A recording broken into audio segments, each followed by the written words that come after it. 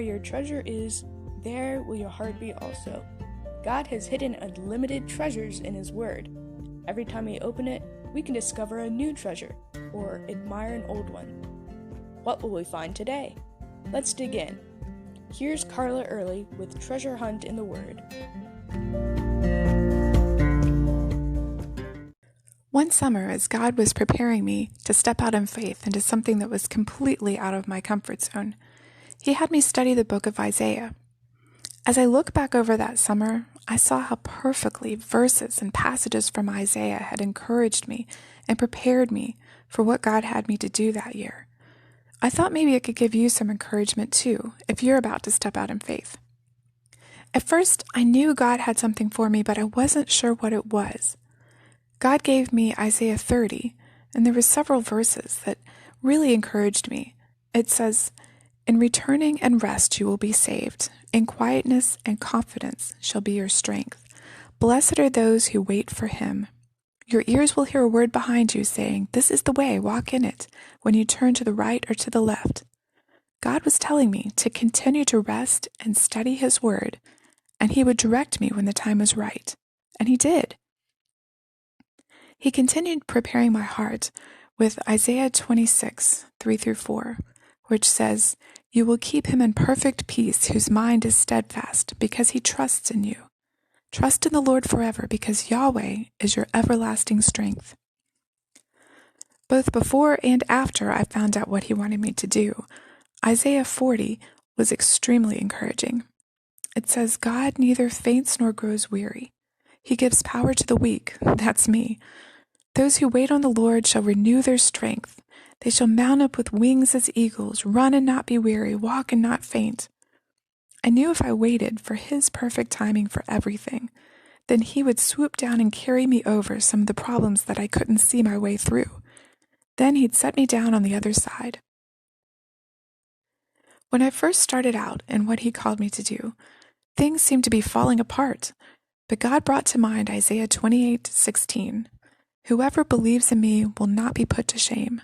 And I realized I really could trust Him and leave the results of my obedience up to Him because it was His work.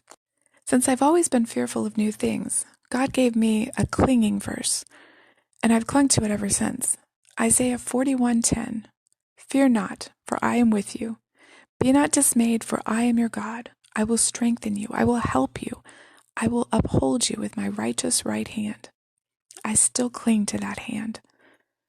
Because I'd failed at things I'd tried before, Isaiah 42:3-4 particularly were meaningful. "A bruised reed He will not break, and a smoldering wick He will not snuff out. He will not fail or be discouraged." I was that bruised reed, that smoldering wick, but He was teaching me to stand tall and burn brightly for Him. When things got difficult, God gave me Isaiah 43:1-2 to remind me, "Fear not, you are mine. When you pass through the waters, I will be with you, and through the rivers, they will not overflow you. When you walk through the fire, you will not be burnt." In verse 5, "Fear not, for I am with you." In everything, I'm not alone, and neither are you.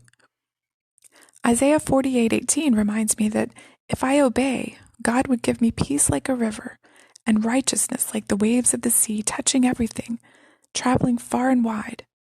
Isaiah 55:8-12 says, "I may not see firsthand the influence my words and actions have, but God can use them in far-reaching ways I could never have imagined, whether I know about it or not." When I planned what God wanted me to do, He showed me that my plans were too narrow. "For my thoughts are not your thoughts, neither are your ways my ways, declared the Lord. For as the heavens are higher than the earth, so are my ways higher than your ways, and my thoughts than your thoughts. For as the rain and snow come down from heaven and do not return there, but water the earth, making it bring forth and sprout, giving seed to the sower and bread to the eater, so shall my word be that goes out from my mouth. It shall not return to me empty. It shall accomplish that which I purpose, and shall succeed in the thing for which I sent it.